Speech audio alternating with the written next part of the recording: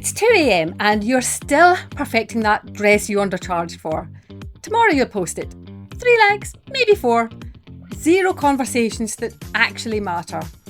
You've done the pop-ups, the endless posting. You learned the trends, played the algorithm, showed up every single day. And the designers with half your skills, they're in the magazines. They have the stockists. They have buyers returning their calls. And you keep wondering what they know that you don't. Well, here's what no one tells you. You think if you just get noticed, if the right person sees your work on Instagram, if you do a catwalk show and the press is there, everything will click into place. That's not how designers build real businesses. That's how designers stay broke. The ones getting stalked, getting featured, getting real sales. They're not waiting to be discovered. They're positioning themselves for the right people, the ones who buy, not just browse and admire.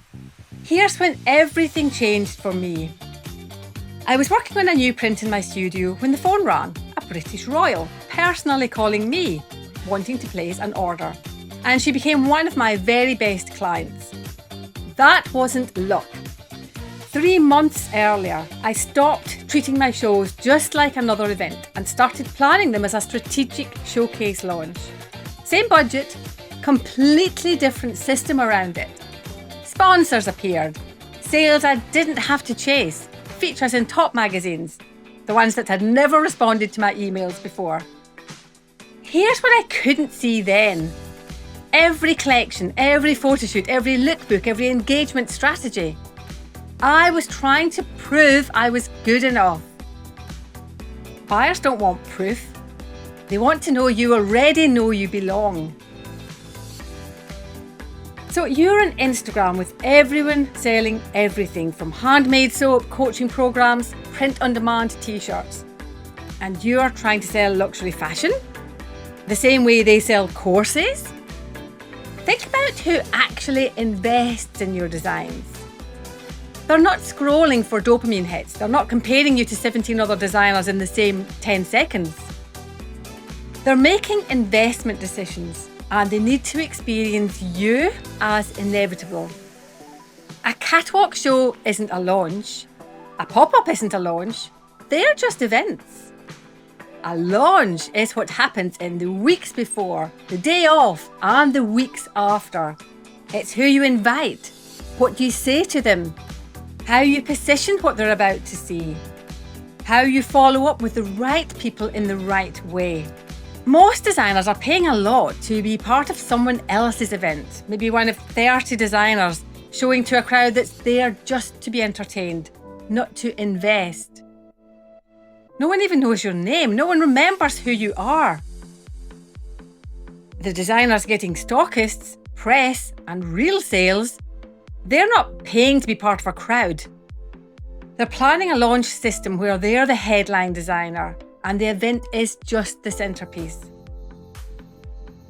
There are 3 things that turn an event into a launch that actually works. 3 things buyers, press, and serious clients need to see before, during, and after your showcase.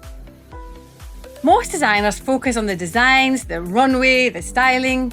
These matter, but they're not what gets buyers responding to your emails or your collection featured in magazines. These 3 rules are what I figured out after doing everything from small studio showcases to showing on the official New York Fashion Week schedule. Most designers never learn these because the marketing advice they follow is for digital products.